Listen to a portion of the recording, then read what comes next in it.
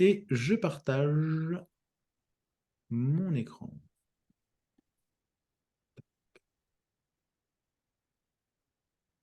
Et, euh,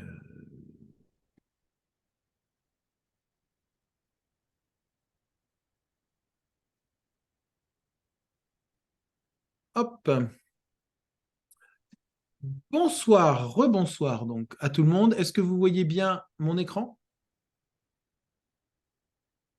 Oui, on voit bien ton écran. Merci Cécile. Donc, bienvenue pour cette conférence mensuelle, comme vous le savez maintenant, parce que je crois que finalement, ça fait 1 an tout pile qu'on a commencé au travers donc de TCAP pour euh, transmettre, partager tout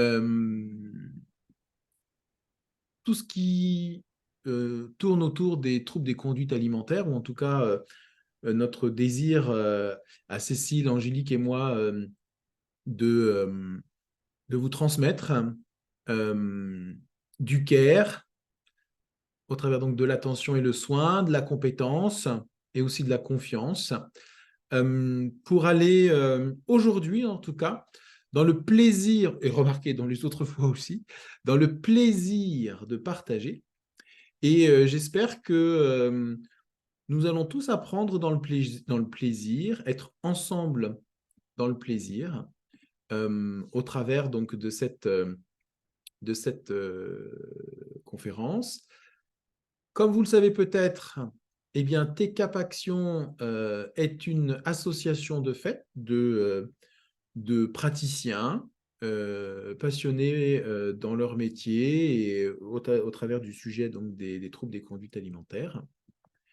Et hop, donc t'es capable d'avoir du plaisir en apprenant, du plaisir en découvrant, du plaisir en se formant et en échangeant ensemble.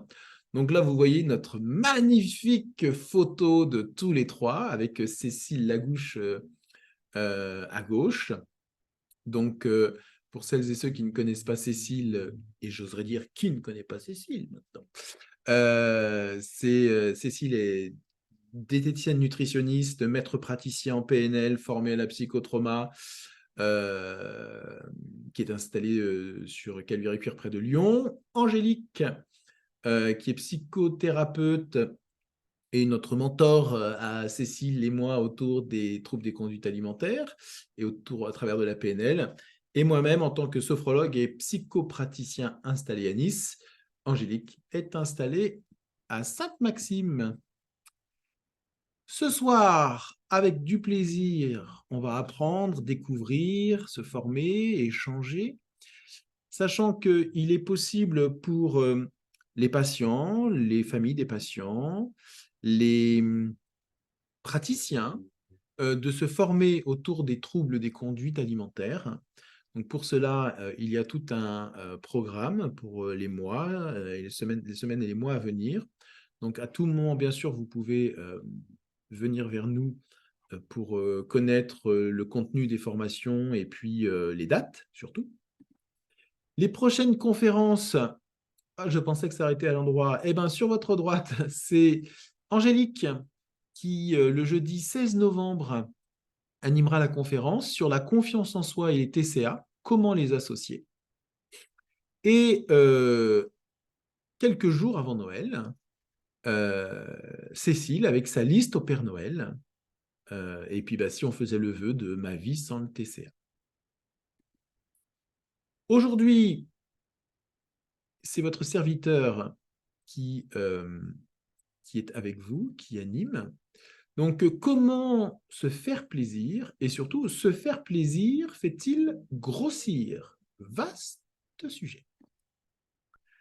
Donc, est-ce que tu es capable d'avoir du plaisir joyeux? Alors, il n'y a pas une conférence où je ne chante pas. Alors, vous pouvez couper le son parce que, soyons clairs, je ne suis pas le meilleur des chanteurs. Et en même temps, bon, il y a Herbert Léonard, ça ne doit pas parler à grand monde, hein, mais en tout cas, Herbert Léonard chantait « Pour le plaisir ». Alors, clairement, c'était une autre forme de plaisir, mais c'était un plaisir aussi. Et pour faire la boucle, avec le premier thème de cette année, puisque cette année, au mois de janvier, j'avais parlé donc des vœux et puis autour de la galette des rois. Et je me souviens que vous aviez adoré, vous aviez pris plaisir à m'entendre chanter autour de J'aime la galette, savez-vous comment? Quand elle est bien faite avec du beurre dedans. Quel plaisir de chanter. J'espère que vos oreilles auront pris autant de plaisir que moi à chanter. Bon, je chante essentiellement sous la douche. Et puis quand je vois le regard et les yeux pétillants du petit garçon au-dessus du bonhomme qui chante, alors j'espère que ce petit bonhomme-là, il a pris beaucoup de plaisir à m'entendre chanter. Alors, pour être un peu plus sérieux, le plaisir, en tout cas manger avec plaisir, ça ne va pas de soi. Pour les personnes en difficulté avec leur poids et leurs conduites alimentaires. Et entre culpabilité, désir de maigrir, enfin désir entre guillemets bien sûr, et les messages sanitaires et incitations au contrôle, la notion de plaisir, elle reste ambivalente et encore marquée par la séparation encore d'actualité entre les aliments sains, les aliments plaisir. En tout cas, des messages si contradictoires parfois qu'on ne sait plus trop quoi faire, ou en tout cas c'est tellement orienté plaisir égale aliment dit interdit, aliment riche et sucré, que quand on souffre de troubles des conduites alimentaires, c'est le meilleur moyen souvent de nous figer face à la nourriture. Se faire plaisir fait-il grossir? C'est comment on active les circuits de la récompense. Alors j'ai mis en photo un circuit de voiture avec la récompense, les trophées. Et finalement, il y a tellement de façons de se faire plaisir. On peut se faire plaisir en dansant, en mangeant un carré de chocolat, en jouant avec des ballons, en lisant un bouquin, en regardant une série, en étant avec des amis, en étant dans la détente, dans la tranquillité. Donc se faire plaisir, au fond, c'est sous toutes ses formes, c'est multiforme. En revanche, dans les TCA, souvent, se faire plaisir, c'est associé à lâcher prise. Alors, je sais que c'est une notion que Angélique adore. Je plaisante, ça me fait plaisir de plaisanter. Et en même temps, on associe un peu trop souvent plaisir et lâcher prise. Or, quand on associe plaisir et lâcher prise, eh bien, on associe assez rapidement par perte de contrôle, frénésie, parfois gloutonnerie, enfin, tout ce qui peut être associé au lâcher-prise, notamment dans le lâcher-prise alimentaire. Et en même temps, entre la rigidité alimentaire et le lâcher-prise absolu, il y a un juste milieu ou un milieu juste, ce sera comme vous voulez, avec peut-être en mettant, on verra ça tout à l'heure, un peu plus de sensorialité, d'instant présent, qui fait que quand on est dans l'instant présent, on n'est pas forcément dans la frénésie ou dans l'hyper-contrôle. Donc se faire plaisir, oui. Malheureusement, c'est trop associé au lâcher-prise ou à la gloutonnerie, à la gourmandise ou autre. Or, c'est autre chose, le plaisir. Alors, se faire plaisir, c'est interdit, parce que comme je vous l'ai dit au début, il y a les aliments dits sains et les aliments dits interdits. Puis alors, bien sûr, se faire plaisir, c'est associé aux aliments dits interdits, et les aliments dits interdits sont associés au plaisir, ce qui fait que difficile de s'y retrouver. Et en même temps, se faire plaisir, c'est interdit, d'après ce qu'on nous dit en tout cas, et nous sommes abreuvés au quotidien de messages publicitaires avec des slogans tels que « c'est rugir de plaisir », ça vous rappelle peut-être une barre chocolatée que je ne vais pas nommer, mais peut-être même que le simple fait de dire « c'est rugir de plaisir », ça vous fait rappeler cette barre chocolatée, donc autant dire la puissance du marketing. C'est le plaisir d'antan. Voyez, On peut voir souvent dans les publicités une dame qui fait les bonnes crèmes dessert. C'est délicieux. Et puis, quand je faisais ce PowerPoint, là, j'avais en face de moi une bouteille, un flacon, enfin une bouteille ouais, de lait d'amande, et puis 100% végétal à vous faire craquer. D'accord? Ce qui fait que tous ces messages-là sont en contradiction, nous font perdre des repères parce que trop souvent, les notions de plaisir sont associées à ces aliments dits interdits. Et donc, quand on souffre de TCA, le problème, c'est que on s'empêche de manger même des aliments qui font plaisir parce qu'ils sont de bon goût, c'est sucré, c'est doux, c'est moelleux, c'est agréable à manger. Il y a d'autres situations où il n'y a pas de plaisir, là par contre. Comme manger seul, moi j'ai écrit que manger seul, c'est pas rigolo. Souvent, quand je finis à 20h, 20h30, et que je ne sais pas ce que je vais manger, souvent, je peux avoir tendance à prendre le premier truc qui me vient, parce que je vais avoir la flemme de faire à manger. Et du coup, manger seul, c'est souvent manger avec son smartphone ou la télé, ou on mange vite, ou on mange trop lentement, parce que il n'y a pas forcément d'agréable dans ce qu'on voit dans l'assiette. Puis alors, il suffit qu'on soit tracassé, soucieux ou autre. Et bien sûr, quand on souffre d'un trouble des conduites alimentaires, le fait de manger seul fait que, je parlais de repères tout à l'heure, qu'est-ce que je mets dans mon assiette, quoi? Qu'est-ce que je ne mets pas dans mon assiette? Qu'est-ce que je mets dans mon assiette? Les repères sont assez difficiles à avoir. Et du coup, un bon moyen de manger ou d'être dans le plaisir, eh bien, c'est autour du partage. Partager un repas avec les parents, les grands-parents, partager un repas entre amis, c'est un bon moyen d'être dans le plaisir, même si, évidemment, quand on souffre d'un TCA, il y a l'angoisse, mince, on va au restaurant, je ne connais pas la carte du restaurant, qu'est-ce qu'il y a dans le restaurant? Ça va être compliqué. Est-ce que, alors si c'est un resto italien tel qu'on peut en trouver à Nice, oulala, mais ça va être une grosse assiette de pâtes, comment je vais faire? Et en même temps, qu'est-ce qui fait sortir du TCA bien souvent? Eh bien, c'est le lien.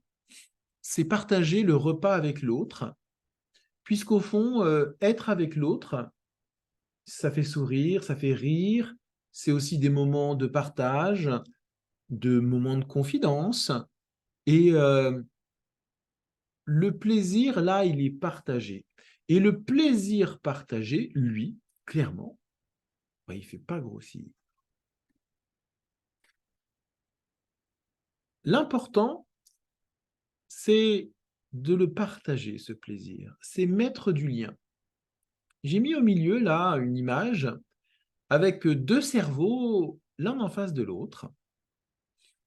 Et comment aider quelqu'un qui a des problèmes avec, des problèmes, a du mal avec ce qu'il a dans son assiette?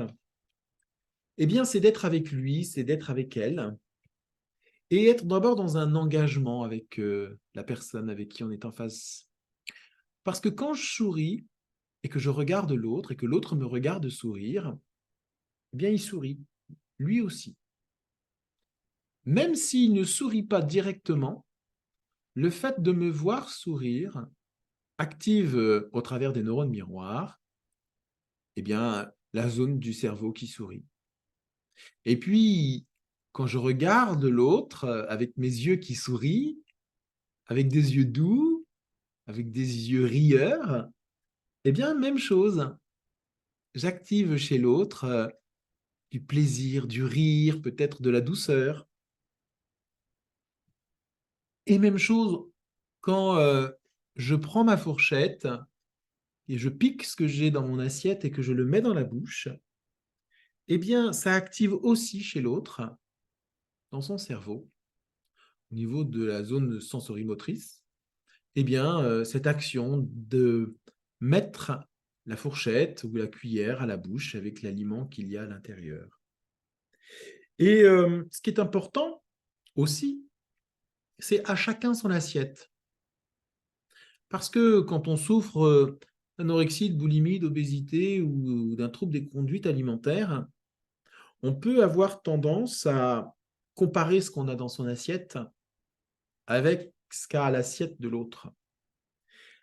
Alors moi, je fais du sport, j'ai ma carrure. Il est clair que ce que je mets dans mon assiette est bien différent que, il m'arrive de temps en temps de manger avec Angélique quand on est en formation, eh bien d'avoir autre chose dans mon assiette que Angélique. On n'a pas la même quantité, parce qu'on ne fait pas le même poids, on n'a pas les mêmes besoins. Et en même temps, on mange quand même ensemble. On est dans ce partage-là.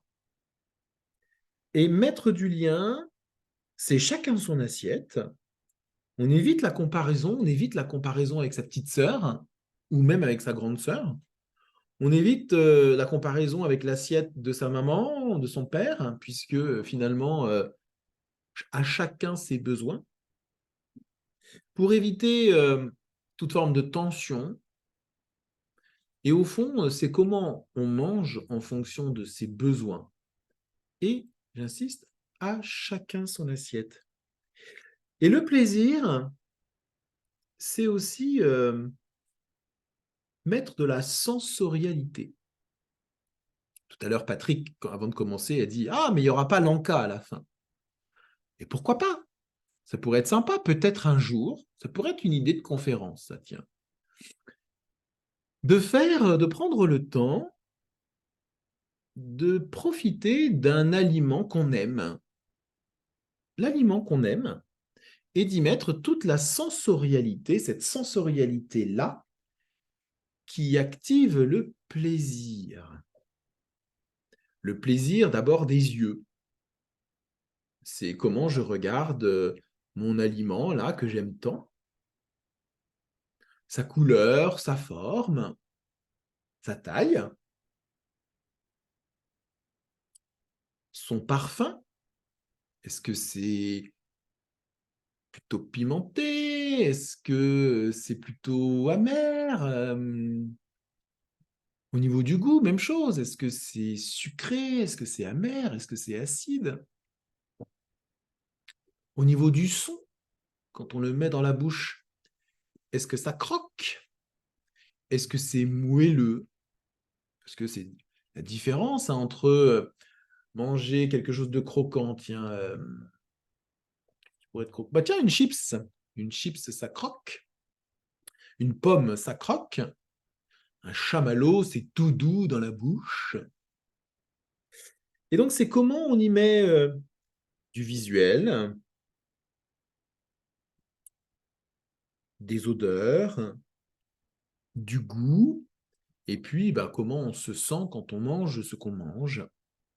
Et donc, oui, c'est je mange avec l'autre, parce que ça m'engage avec l'autre, ça me permet de manger, me nourrir en étant avec l'autre, avec chacun son assiette, en mettant du lien, parce qu'un bon moyen de sortir du TCA, c'est d'être en relation à l'autre, car rappelons que le TCA, c'est aussi la maladie du lien. Et plus je mets du lien à l'autre, notamment autour de la table, parce que la table, c'est aussi la convivialité, c'est le partage. Bientôt, c'est Noël. Donc, même si bientôt, c'est Noël, ça peut induire tous les questionnements qu'il y a autour de ce qu'il va y avoir à manger. Noël, c'est aussi le partage, le moment, le partage avec les gens qu'on aime, notamment. Donc, mettons du lien ensemble dans le plaisir, chacun son assiette, et en même temps, chacun sa sensorialité dans l'assiette, et en étant avec l'autre, en mangeant dans le plaisir, dans le partage, dans la sensorialité, et donc dans l'instant présent notamment, eh bien, on est dans ce plaisir individuel de manger ce qu'on aime bien, et de manger avec ceux qu'on aime bien. Donc, le plaisir, c'est ce qu'on aime bien, en fait. C'est les gens qu'on aime bien, c'est manger ce qu'on aime bien, c'est manger ce qu'on aime bien avec les gens qu'on aime bien. Et finalement, tout ça, ça finit bien.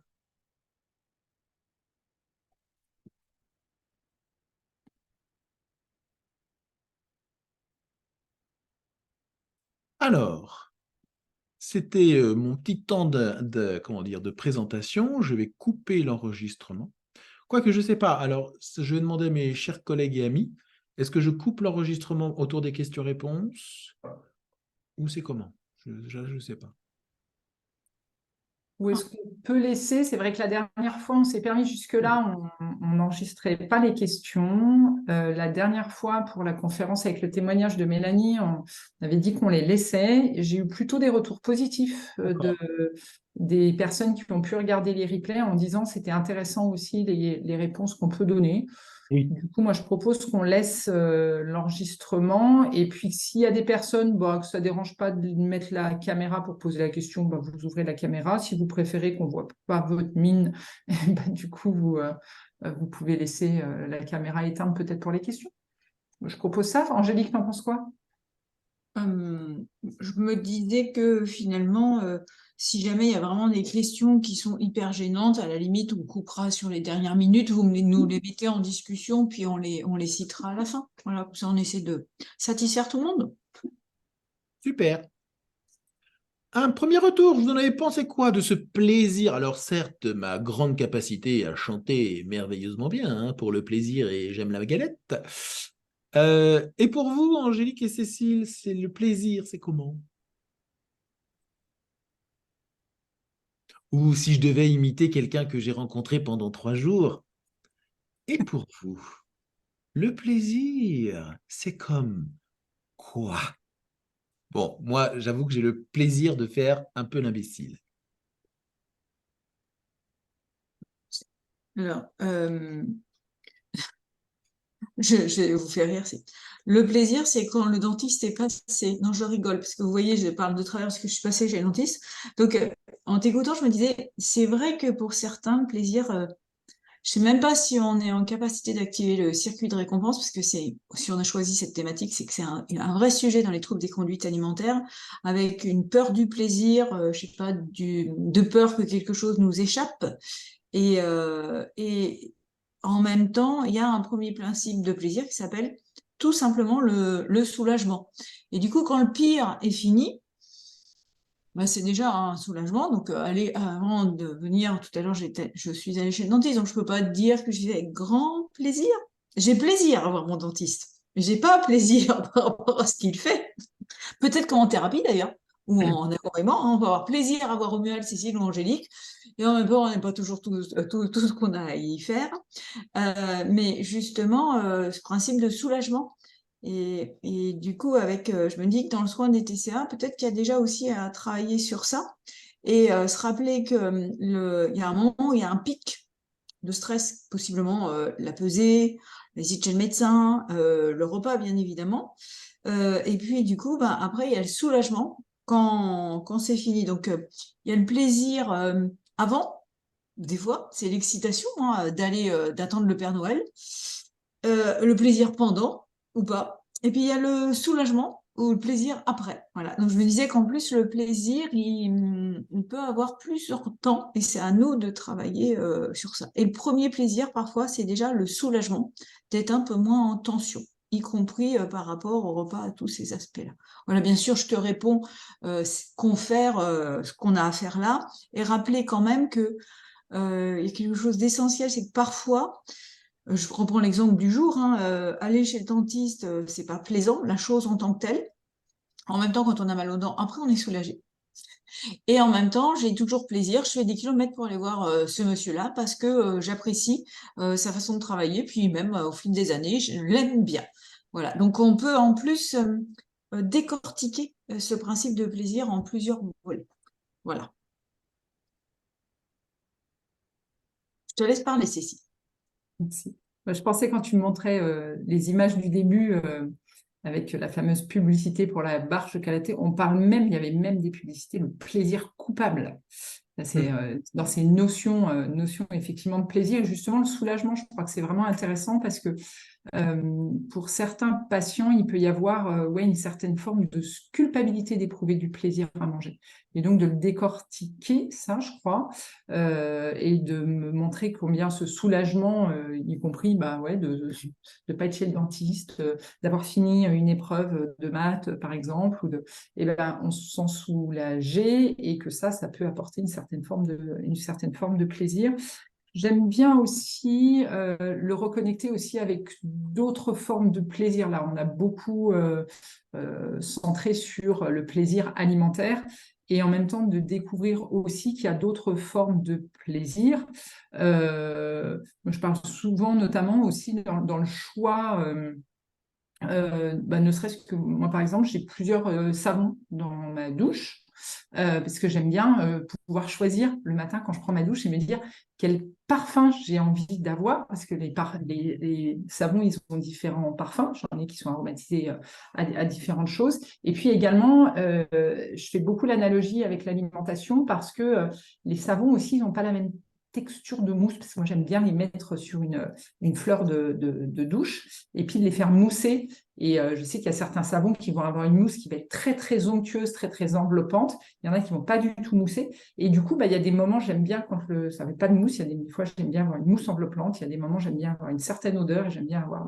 Et ça permet aussi d'avoir des outils et de reconnecter aussi à d'autres formes de plaisir, de redécouvrir ça aussi. Et ça, autant on peut dire chez des patients qui vont être plutôt sur l'anorexie, sur la version plutôt restrictive, où il n'y a plus de plaisir presque dans l'alimentation et on peut le redécouvrir sous une autre forme pour après y revenir sur l'alimentation. Et puis également, chez des patients qui vont être plutôt dans des compulsions ou plutôt voire dans des crises de boulimie, et de redécouvrir aussi un autre plaisir. Et puis, si on craque sur le savon, c'est pour bien, j'ai envie de dire, pas très bon pour la planète, on va utiliser un peu plus d'eau pour se rincer, etc. Et en même temps, le redécouvrir. Donc, faut bien se laver, il faut bien se laver aussi. il faut bien se laver aussi. Et c'est un plaisir aussi de se laver. Et puis de reconnecter à des choses effectivement de la même manière que une douche, effectivement, prendre une douche ou en tout cas se laver, ça paraît indispensable et en même temps, on peut aussi l'associer à du plaisir. Quand je prends ma douche et puis que l'eau elle est froide, c'est pas très agréable, là, par exemple. Et du coup, j'ai un côté très fonctionnel de la douche ou de la toilette en tout cas, avec lequel je vais avoir plus ou moins de plaisir. Et puis manger aussi, manger c'est quelque chose de fonctionnel et en même temps avec lequel je peux effectivement me faire plaisir et c'est assez naturel. Voilà. Merci. Avez-vous des remarques, des questions? Et c'est comment pour vous le plaisir? Est-ce que c'est facile? C'est compliqué? C'est coupable? Plaisir coupable, comme disait le slogan énoncé par Cécile? Ou bien est-ce que ça fait rugir de plaisir? C'est comment? Alors, bonjour à tous. Moi, alors là, ce que ça m'a évoqué, ce que tu as dit, c'est que je trouve que la notion de plaisir, elle dépend vraiment de l'état d'esprit dans lequel on est. Par exemple, quand on a un rhume, on va se rendre compte qu'on ne sent plus les saveurs de ce qu'on est en train de manger et donc on perd du plaisir gustatif à ce qu'on est en train de manger. Donc, on trouve que c'est pas bon. Et finalement, quand on va retrouver l'odorat après le rhume, on va prendre énormément de plaisir à un truc qu'avant, on n'aurait même pas perçu comme extraordinaire parce qu'on le retrouve. Et donc, la perception qu'on a de la situation, elle a beaucoup d'importance. Et je le remarque avec mes patients aussi parfois, où quand ils viennent en consultation, ils vont me dire oh, « j'ai mangé ça, c'est pas bon de manger ça ». Et donc, je vais leur poser la question « mais c'est pas bon à quel point de vue ?» Et donc, ils vont me dire que c'est pas bon, enfin, leur point de vue, c'est certainement santé. Et donc, le fait que je pose cette question-là, ah bon, c'est pas bon, de quel point de vue c'est pas bon?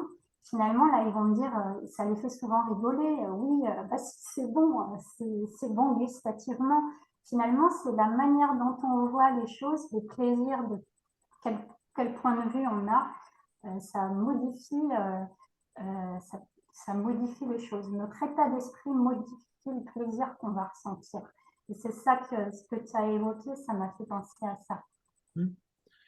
Merci, merci Arise. C'est vrai que je fais le lien avec ce que tu apportes là et ce que je disais tout à l'heure, quand on rentre du boulot et que se faire cuire des pâtes, par exemple, rien que pour soi, parfois, bon, mais se dire, tiens, je vais faire des pâtes pour l'autre, eh bien, ça va activer une dynamique de plaisir bien différente parce qu'effectivement, le point de vue sera différent. Le fait d'être dans le partage, de le faire pour l'autre ou autre, va stimuler davantage d'intérêt, de plaisir parce que ce sera quelque chose de partagé, quoi.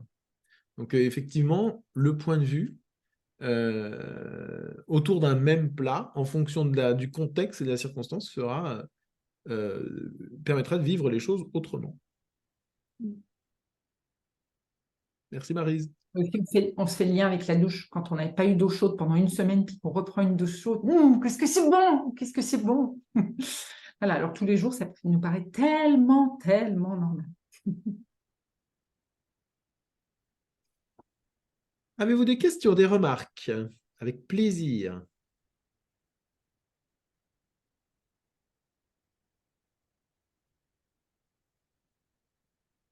Bonsoir à tous. Bonsoir. Merci vraiment pour cette conférence. Et moi, ce que j'ai beaucoup apprécié, parce que j'en ai souffert, j'ai fait des crises d'angoisse, palpitations, j'ai des nausées, je vomis. Et j'ai vraiment eu beaucoup de mal à retrouver, et c'est encore un petit peu difficile, le plaisir de manger. Et vraiment, moi, j'ai beaucoup aimé le parallèle que vous avez fait avec le lien social.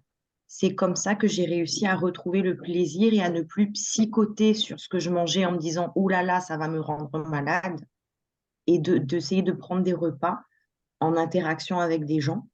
Ce qui n'a pas été difficile. Je pense que ça a été aussi difficile avec cette période Covid. Moi, j'ai été particulièrement isolée. C'est quelque chose qui m'aide en tout cas. Et comment aller au-delà de ça, comment continuer, comment retrouver le plaisir de manger, des fois ne serait-ce que pour reprendre du poids, parce que moi j'ai perdu énormément de poids et forcément c'est associé à une peur. Merci beaucoup. Alors, sur le coup, c'était une question ou C'était comment aller plus loin et comment retrouver ce plaisir et passer cette peur pour que ce soit quelque chose de périn en fait. La première des choses, en tout cas, c'est aussi essayer de comprendre, se mettre en lien avec la peur, quelle est son intention. D'accord? Alors ça, on le fait au travail du cabinet avec son thérapeute ou autre pour bien identifier, bien sentir ce qu'elle veut dire.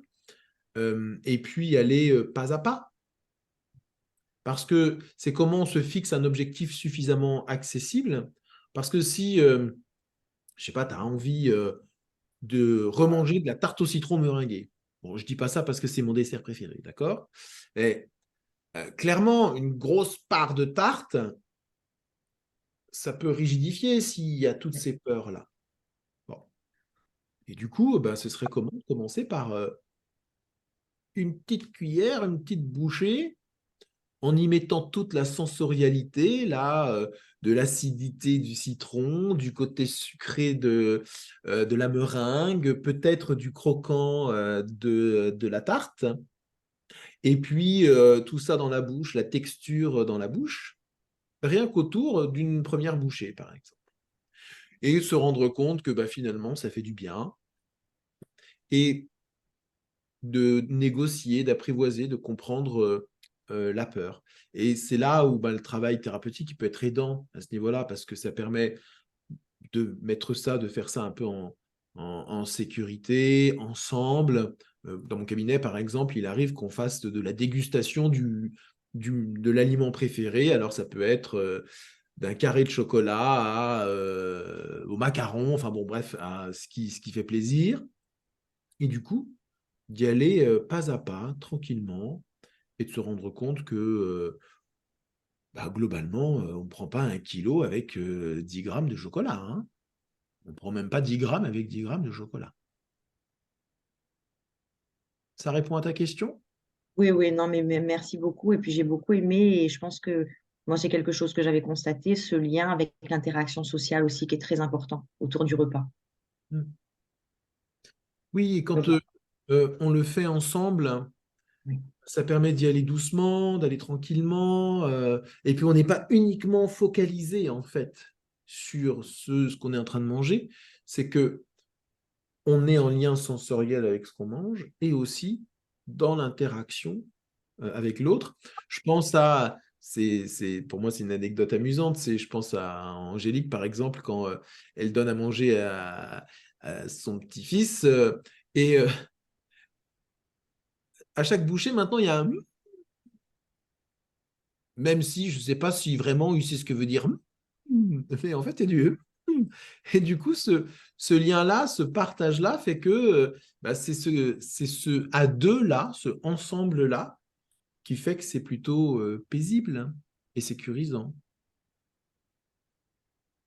oui, comme aussi le lien peut aussi être culpabilisant, hein.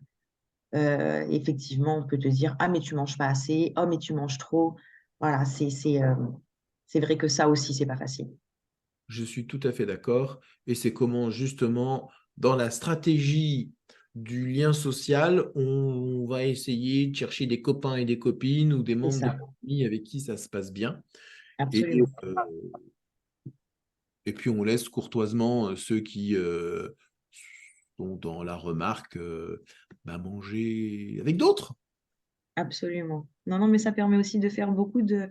C'est marrant comme le repas, finalement, aussi est une façon de faire un peu de tri dans ses relations. Oui. C'est là on voit au travers de cet exemple, c'est comment on est focus sur un problème, on élargit à la solution, et puis comment on peut aussi poser des limites dans les situations où c'est difficile. Tout à fait. En tout cas, merci à vous. C'était vraiment passionnant. Merci Géraldine. Si Alors, je peux on a me dit permettre, oui, du oui. coup, ça permet dans ces thématiques de rajouter un aspect, c'est que euh, justement, quand les enfants sont petits, au fond, ce qui prévaut, contrairement à ce qu'on a pensé pendant longtemps, c'est la relation avant le nourrissage. Finalement, les théories d'une époque, notamment analytique, hein, avec tout le respect qu'on leur doit, pensaient que la première des choses, l'exercice du parent et notamment de la maman, c'était le nourrissage et éventuellement la relation. On sait aujourd'hui, tous ces paradigmes sont renversés. Maintenant qu'on a d'autres théories qui existaient déjà, notamment les théories de Monsieur Bowlby, mais aussi toute l'imagerie cérébrale et qu'on a compris comment ça fonctionne un cerveau de petit humain et du coup comment ça devient un cerveau de grand humain. Et autant au départ, finalement, il y a beaucoup d'associés. Si la relation est dans le plaisir, l'alimentation sera dans cette notion de plaisir, parce que comme tu le dis, Yam, il fait même quand, dans les trucs qui finalement qu'il aime pas trop, parce qu'après il fait comme ça, mais comme mamie a fait il est content, et puis après ça va l'air de lui faire tant, mais bon, ça va être plaisir à ma grand-mère, donc je vais faire ça. Mais il y a cette connivence, et comment justement après tout ça peut se détériorer au mal installé, et en tout cas dans ce que moi j'appelle la rééducation autour des troubles des conduites alimentaires, c'est qu'à un moment justement, pour pas abîmer ou pour pas surenchérir sur le déplaisir relationnel, c'est important justement de retrouver des moments de plaisir relationnel hors du repas et de retravailler le repas, comme on le disait, avec des gens bien choisis où finalement c'est moins en tension et seulement après on réassociera le tout. Donc c'est ce que m'évoquait déjà le témoignage de Géraldine. Ensuite, il y a la notion aussi de se rappeler, c'est justement on ne mange pas pour faire plaisir à l'autre.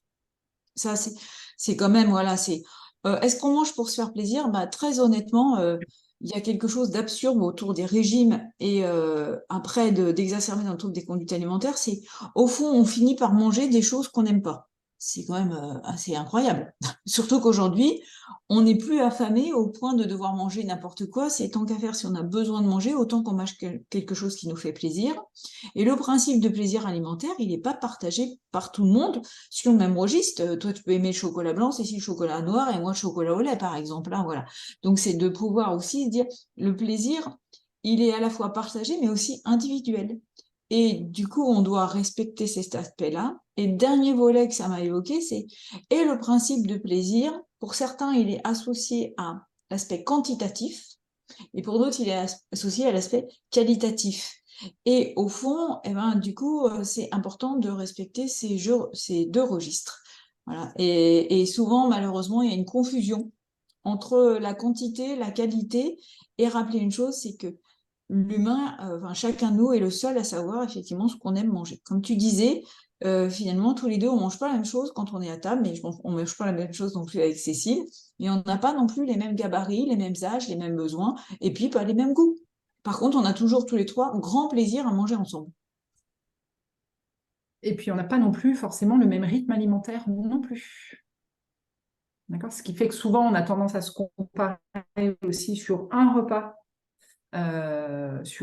partagé, et en même temps, on ne sait pas, moi quand je partage un repas avec vous, je ne sais pas si vous avez beaucoup ou pas mangé le matin, et puis la veille au soir, et puis ceci, et puis cela. Donc la comparaison, c'est souvent sous un repas, mais on n'a pas aussi forcément chacun son rythme. Donc il y a la notion de plaisir et puis la notion de rythme aussi alimentaire. Merci. Alors, on a une question. C'est Rebecca. Comment réussir à surmonter les tu as grossi, c'est bien, tu n'as pas assez mangé? Ou, autre question, réflexion du moins, tu n'as pas assez mangé. Alors, le tu as grossi, c'est bien. On va dire que c'est une forme très maladroite de dire que, au fond, tu as retrouvé un état de santé au travers de ton poids, si je devais exprimer les choses ainsi. Donc, on va dire que l'intention semble positive, la façon dont c'est dit, elle est perçue, notamment quand on souffre du TCA, comme étant quelque chose de difficile. Tu n'as pas assez mangé, ben là, sur le coup, je rejoins sur ce que vient de dire Cécile, par exemple. Ben, par rapport à qui, par rapport à quoi? Est-ce que tu sais ce que j'ai mangé ce matin? Et tu sais ce que j'ai mangé ce midi? Ou en tout cas, là, sur le coup, c'est mes besoins sont les miens et il m'appartient de répondre à mes besoins. Donc, je te connais, hein, Rebecca, donc je vois ce qu'il y a derrière ta question. Et donc, du coup, là, moi, ce que vient juste d'apporter Cécile, j'y ai jamais vraiment pensé. Et je pense que tu vois, c'est un élément très intéressant à apporter sur, bah ouais, mais tu sais pas ce que j'ai mangé avant et tu sais pas ce que je vais manger après, finalement. Et donc, je pense que c'est un élément intéressant à intégrer. Et dans le tu as grossi, c'est bien, eh bien, on revient à ce que je viens de te dire à l'instant, quoi. C'est quelle est l'intention de ce que dit la personne, même si au fond la forme pourrait être différente. Chers amis, une remarque par rapport à ça? Ouais, derrière le tu n'as pas assez mangé, moi j'entends souvent de patients aussi qui, pour le coup, qui souffrent d'anorexie plutôt, qui effectivement ont difficulté à s'alimenter et qui vont pouvoir entendre, qui vont parfois entendre de leurs proches le fait que tu n'as pas assez mangé, parce que les proches s'inquiètent du fait qu'ils ne mangent pas assez, ou des fois dans l'accompagnement, on essaye de donner des repères justement de quantité nécessarisante pour que la biologie, pour que le corps aille mieux. Et du coup, l'entourage peut effectivement se positionner et dire t'as pas assez mangé. Ou dire aussi t'as bien mangé, c'est bien. Ça aussi, des fois, c'est compliqué à entendre. Parce que pour une patiente qui souffre d'anorexie, ça veut dire peut-être j'ai trop mangé. Attention, et ça va. Donc, c'est dans se dire effectivement qu'est-ce qui est ajusté, pas ajusté. Ça, vraiment, l'idée, c'est en tout cas dans ce qu'on va inviter aussi, on parlait de la sociabilisation, des échanges, de partager autour du plaisir, et puis aussi du ressenti par rapport à ces mots-là. C'est peut-être aussi d'oser dire à l'entourage qui va nous dire qu'on n'a pas assez mangé, ou qui va nous dire au contraire qu'on a bien mangé, et du coup que ça nous fait vivre quelque chose d'un peu compliqué, que ça peut nous mettre en tension, nous faire peur aussi d'avoir trop mangé ou de pas avoir assez, ou de pas être reconnu dans le fait qu'on a déjà fait beaucoup d'efforts et que c'est déjà difficile pour nous. Voilà. De pouvoir en tout cas le verbaliser, ou en direct, ou en passant par les soignants. D'accord ? Moi, j'ai des patients des fois qui vont me dire qu'ils peuvent entendre ce genre de choses et je vais inviter du coup à rencontrer les parents ou le conjoint et puis pouvoir échanger là-dessus. Mais je pense qu'Angélique, tu peux le faire aussi si tu entends ça. Romu, j'imagine que tu le fais aussi. Et des fois, de passer par le soignant, en tout cas que le soignant aide à verbaliser ça, ça peut être important et aidant. Angélique, tu peux compléter peut-être. Je sais pas si c'est ton réseau, Cécile, qui est un Oui, peu haché. ça Ouais, c'est ça. saute un peu chez toi de temps en temps, mais on comprend ce que tu dis. Voilà. Il y a Oui, des coupures. complètement. Ce qu'il y a, c'est qu'effectivement, comme on dit, l'enfer est pavé de bonnes intentions, c'est que même si les gens sont attentifs, attentionnés, justement, dans la situation de trouble des conduites alimentaires, il y a une espèce de surattention. Et si tout le monde est focalisé sur l'alimentation, donc il y a un art et une manière de le dire pour que les gens quand même restent spontanés, puissent dire aussi, ça c'est important. Ça va jusqu'à effectivement quand on dit qu'on a bonne mine, qu'est-ce que ça sous-entend derrière. Donc c'est travailler sur un vocabulaire très explicite et puis se rendre compte, hein, indépendamment de ça, que pardon de le dire comme ça, mais c'est gonflé de dire aux gens t'as maigri ou t'as grossi, parce que quelque part, ça attaque un petit peu l'être et la personne, quoi. Et que du coup, c'est certainement une des rares maladies où on se permet d'ailleurs de faire des commentaires sur le poids de la personne. Voilà. Et c'est en ça que du coup, il y a un travail aussi parce que c'est comment on peut dire aussi aux patients TCA qui va mieux, mais du coup en maniant ses propos autrement, voilà, et puis dire que effectivement la personne fait plaisir à voir parce que son teint est plus lumineux, parce qu'on voit qu'elle ressourit. Voilà, il y a d'autres façons pour un peu moins stigmatiser sur ce sujet, parce que vraiment le paradoxe dans cette maladie, on demande aux patients de pas trop se focaliser sur le poids, et en réalité tout le monde se focalise là-dessus. Donc il y a quelque chose, on reproche le paradoxe aux patients, mais en vérité, c'est l'attitude générale qui est antinomique, quoi. Et oui, il y a des aliments interdits, mais faites-vous plaisir, hein. Donc, à un moment donné, Voilà, il y a les barres de céréales qui défilent, puis après, c'est mange pas trop sucré, trop salé. ah, c'est ça. Merci. D'autres questions, d'autres remarques?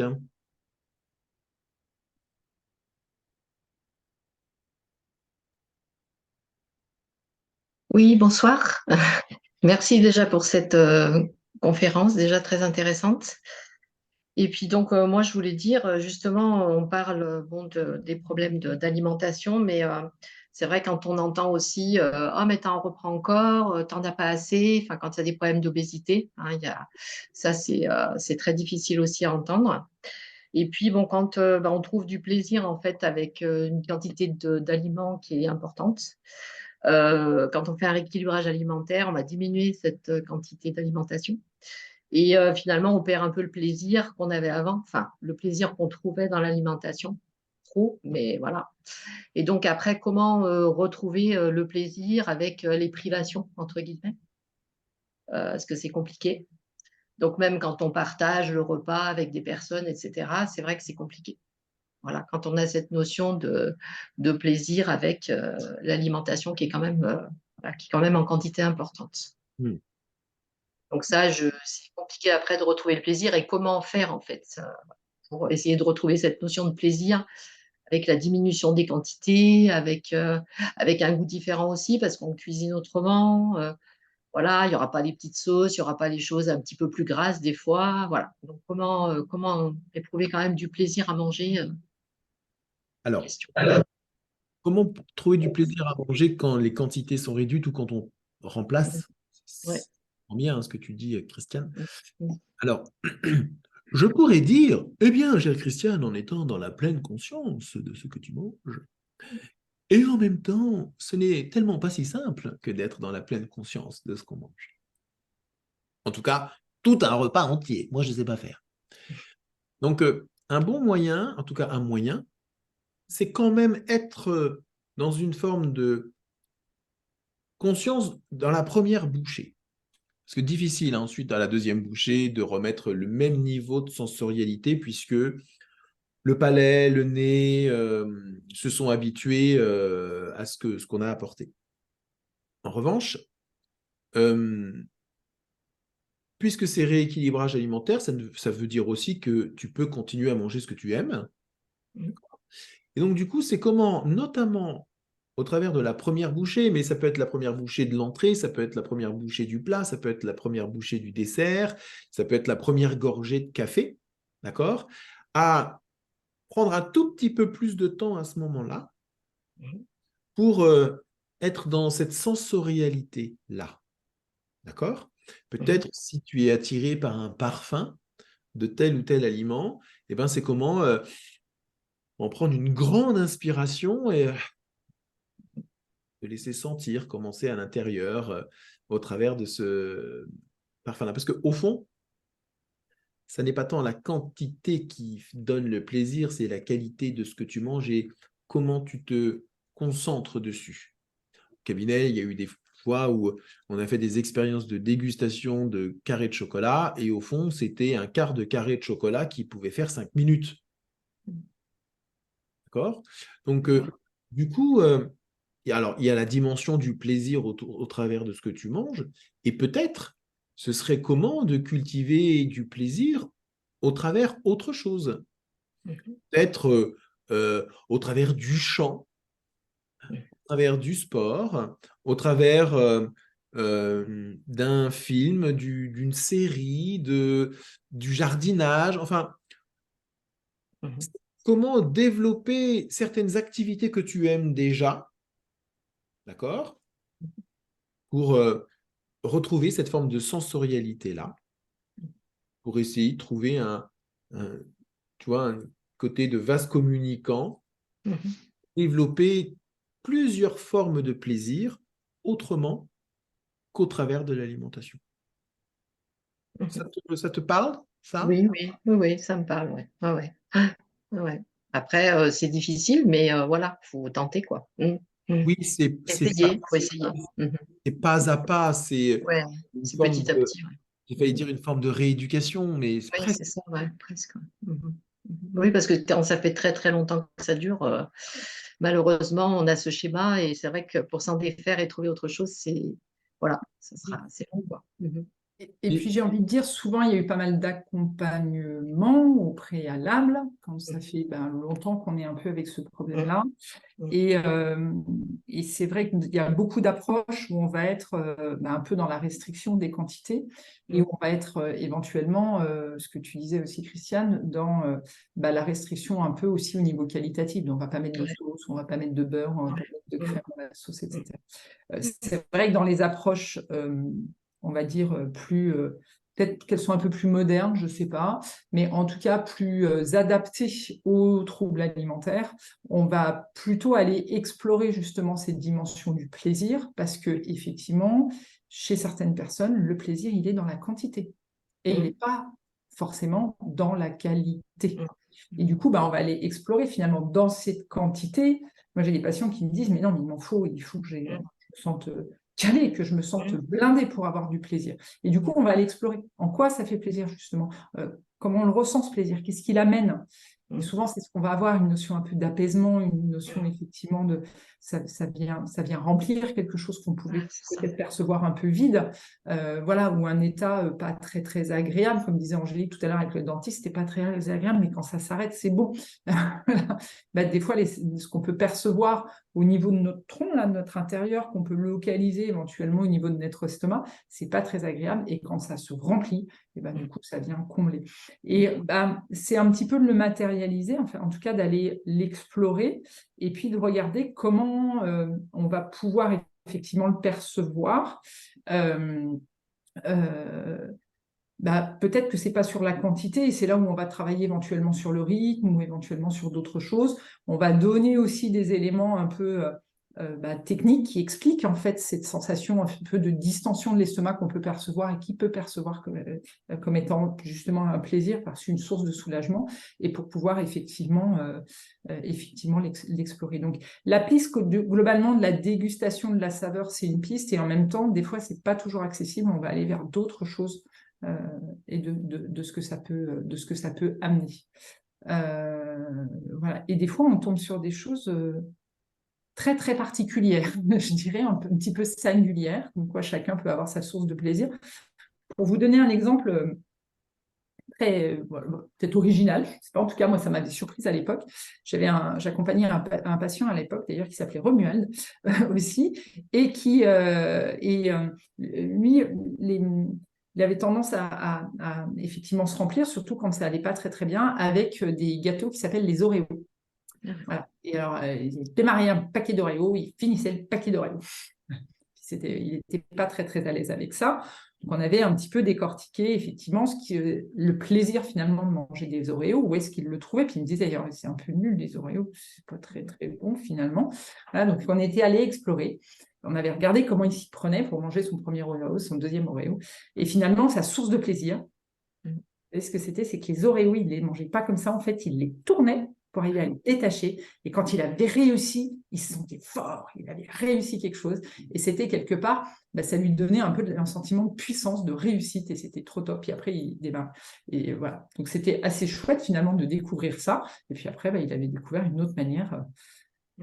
Ouais, je crois que se sentir fort, se sentir un peu en puissance, c'est ce qui lui a amené du plaisir. Donc des fois, derrière des comportements qui peuvent paraître un peu compulsifs, qui peuvent paraître aussi, alors là aussi, quel est le regard de l'autre, mais qui peuvent paraître peut-être parfois excessifs, voilà. Qu'est-ce que ça amène et où est la source de plaisir? D'accord, merci. Et du coup, je me permettrais d'ajouter dans ce domaine-là, c'est que à la base, normalement, on n'est pas fait pour prendre du plaisir en étant à saturation. On est même limite pour certains patients, que ce soit dans l'extrême dénutrition ou dans l'extrême nutrition, je vais dire ça comme ça, c'est finalement ce qu'on éprouve, c'est finalement je m'arrête quand ça fait mal. C'est-à-dire que l'antipode du plaisir, c'est forcément la douleur. Que c'est quand ça fait mal, finalement que ouais, je me sens plein ou je me sens vide, parce qu'il y a aussi des gens, finalement, c'est le creux, mais qui est limite douloureux. Voilà. Et du coup, justement, c'est aussi de retravailler cette notion à la fois de plaisir. C'est vrai que tout à l'heure, j'ai eu envie de vous poser la question à tous, c'est quoi l'inverse du plaisir? Pour certains, c'est la douleur. Voilà, c'est quand la douleur s'arrête, mais pas systématiquement, justement. Et puis, il y a aussi beaucoup dans cette notion, c'est finalement, en vérité, c'est pas tant le plaisir. Il faut retravailler cette notion-là aussi. C'est pas tant la faim et le plaisir, c'est d'un seul coup, quand je me sens plein, je peux pas plus, donc je me sens remplie, je me sens limite douloureux, et je sais que c'est la limite. Et là, derrière, on n'est plus du tout, il y a une confusion entre la notion de plaisir et la notion de saturation de la faim, donc il faut vraiment aller retravailler ce que ça fait, et surtout, c'est comment ça a commencé cette chose-là. Parce que ça veut dire qu'à un moment, la nourriture, l'alimentation a été utilisée pour un autre usage que ce qu'il y a normalement. Donc ça, c'est aussi une chose à débobiner parce que du coup, Christiane, ça veut dire qu'après, même quand ça fait des années, le fait de le comprendre et de le retravailler, voilà, ça permet de s'apaiser. Et malheureusement, il y a quand même beaucoup de patients TCA, vous le savez maintenant, dont je fais partie au très long cours, c'est comme si pour nous, il y avait aussi une confusion entre plaisir et douleur. Voilà, ça fait du bien quand ça fait mal. Alors, ça ne veut pas dire qu'on est sadomaso, ce qu'on m'a servi en séance, mais quand j'étais moi aussi en thérapie, c'est pas tout à fait ça le propos, mais c'est au fond, d'un seul coup, quand ça fait du mal, je me sens exister, et du coup, quelque part, ça me fait du bien de me sentir exister. Donc là, il y a une grosse charnière à travailler aussi. Je ne sais pas si c'est clair pour tout le monde, voilà, mais je pense que c'est encore un item supplémentaire à travailler. Merci. Merci Angélique. Alors Géraldine pose la question, un lien entre plaisir et saveur, sucré, salé, acide, des pistes à aller voir. Alors il y a plein de points d'interrogation. Alors juste, c'est une question Géraldine sur le coup? Et du coup, un Oui, lien... oui, Ouais. tout à fait. Des compulsions, qu'elles soient quelqu'un qui, comme on dit, a le bec sucré ou salé, Est-ce qu'il y a des choses à creuser derrière ça? Alors À ça, savoir, tu es plutôt salé ou plutôt sucré? Moi, je ne peux pas manger de dessert. C'est salé. Je ne peux pas manger de sucre. Enfin, c'est très difficile pour moi de trouver du plaisir dans un dessert. alors, il y a une part de moi qui te dirait, bah, n'en mange pas. Ou mange un dessert salé. Mange un dessert salé. Et voilà. Voilà. Ou mange un dessert salé. Et, Oui, oui, je pense qu'à un et- moment, il y a peut-être un déconditionnement à faire au niveau de ce que les gens aiment et où voilà, oui. on est tous uniques et je Et pourquoi pas pense que commencer par souvent, le dessert? Oui, et pourquoi pas commencer par le dessert d'ailleurs? même la notion de devoir passer à table. Oui. Il faut manger à cette heure-là alors qu'on n'a peut-être pas forcément faim à cette heure-là, en fait. Oui. Donc, si tu as une appétence pour l'acide salé, eh bien, ouais, un dessert acide salé, ça doit bien se trouver, ça. Au fond, dessert, ça veut dire quoi? Tiens, ça veut dire quoi, dessert, finalement? Vous savez? C'est c'est juste avant de desservir la table, non? C'est ça. Oui, non, mais finalement, tiens, je vais chercher. D'où ça vient, ça? Exactement, l'entrée, plat, dessert, effectivement, oui. Et en tout cas, derrière ça aussi, quand tu disais Géraldine, bec sucré, bec salé, ça, c'est des projections. Mais c'est après, on colle des étiquettes parce qu'au fond, normalement, et alors là-dessus, Cécile serait beaucoup plus sachante, ou nos diètes, là, j'ai vu, il y a Maryse ou certaines qui sont là, expliqueraient encore mieux en termes de physiopathologie, mais à un moment, on a tous besoin de sucré, de salé, d'acide. Alors, on a plus ou moins le goût, mais aussi parce que c'est le goût qui a été cultivé, c'est une éducation, hein, finalement aussi, c'est un apprentissage. Et puis, du coup, derrière aussi, bon, bah, est-ce qu'on a plus une tendance vers l'un ou l'autre? Pas tout à fait, parce que par nature, normalement, c'est l'équilibre humain. On a cet instinct à aller chercher cette chose, entre guillemets, qui est nécessaire à un moment donné. Donc, des fois, elle est salée, des fois, elle est sucrée. Et on revient au fait que, bon, il y a cette notion de besoin qui est un peu, normalement, quand on fonctionne bien, c'est relativement instinctif. Le corps, il a une grande intelligence, hein. Bien évidemment, à côté de ça, il y a aussi l'éducation, la culture. Donc, on ne peut pas être appétent de quelque chose qu'on ne connaît pas, par exemple. Et des fois, on est à saturation de quelque chose qu'on a trop mangé aussi. Voilà, ça peut être ça. Et puis, ensuite, justement, on retrouve ce que tu disais, c'est, au fond, si on préfère le sucré, le salé ou telle chose, ben, tant qu'à manger, autant se faire plaisir. Après, sur la notion de à table, et à quelle heure tout ça? Je crois que justement derrière, il y a aussi une question de cadre sociétal et social qui met un petit peu de contraintes et en même temps dont on ne peut pas non plus complètement s'affranchir parce que si chacun mange dans son coin, à un moment, je suis pas sûre non plus que la vie sociale soit tout à fait adaptée. Donc c'est une conciliation entre les besoins individuels justement et puis après, comment on synchronise à un moment donné. Et là-dessus, je crois que Cécile, tu peux dire, en plus, toi, tes filles ont fait l'expérience d'autres pays où on ne mange pas forcément tous ensemble, hein.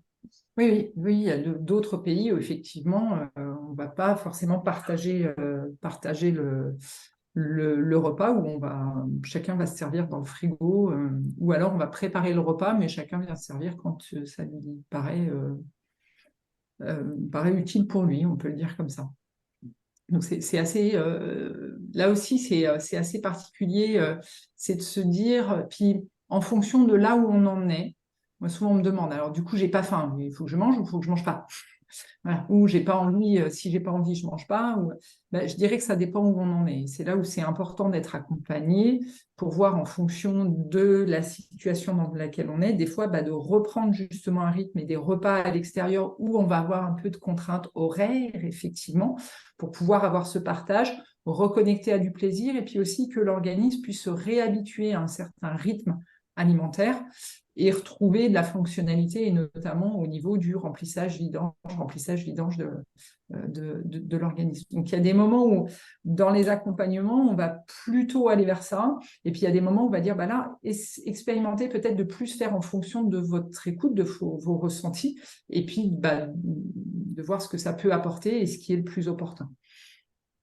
En fait, la question un tout petit peu cachée, enfin, je ne sais pas si c'est peut-être l'accompagnement que j'ai eu et qui me convenait peut-être pas trop, souvent est associé le sucre, la mère, le sel, le père, et j'ai trouvé ça hyper culpabilisant. Voilà, où on me dit: «Oui, il y a peut-être quelque chose à aller travailler auprès de en lien avec le père et la mère», et je trouve que ça venait finalement mettre des doutes là où pour moi il y en avait pas, et c'est un accompagnement d'un thérapeute que j'ai eu. C'est d'où ma question en fait. J'aurais vraiment aimé avoir votre regard là-dessus.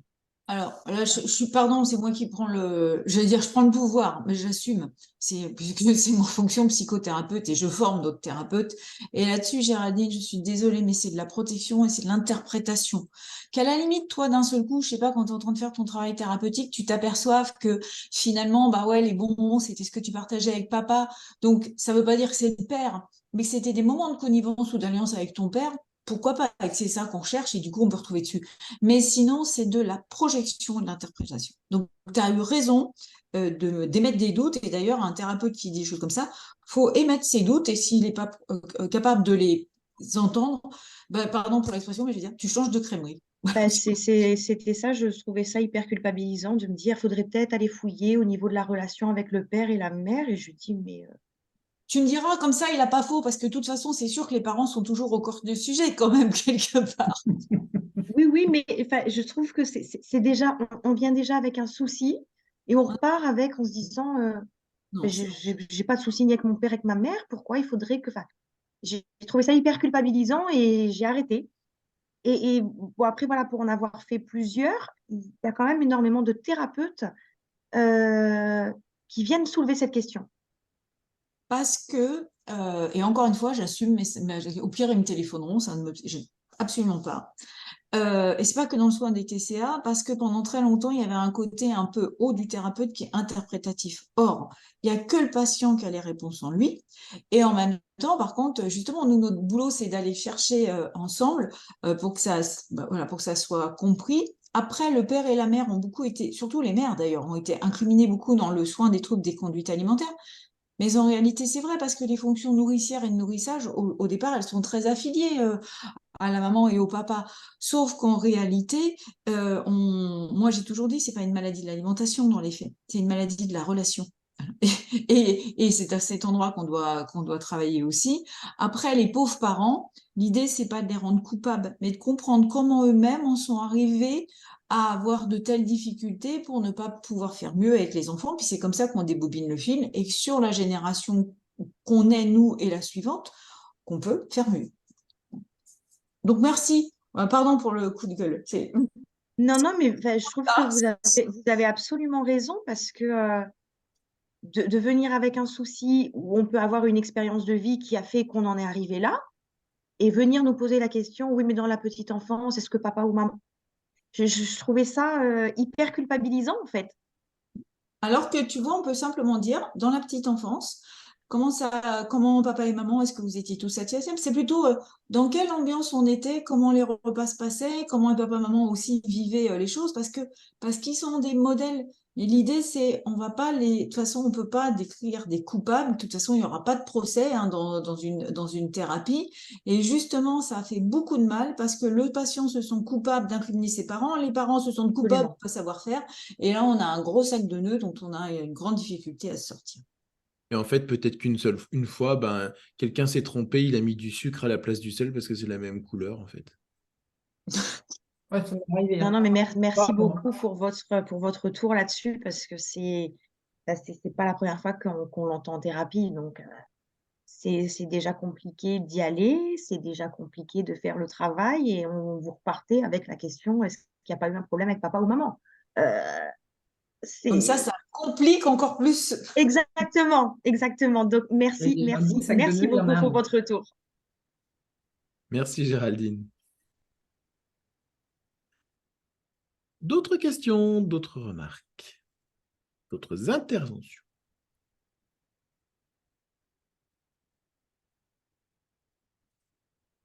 Eh bien, s'il n'y en a pas, on peut d'ores et déjà peut-être se dire bonsoir.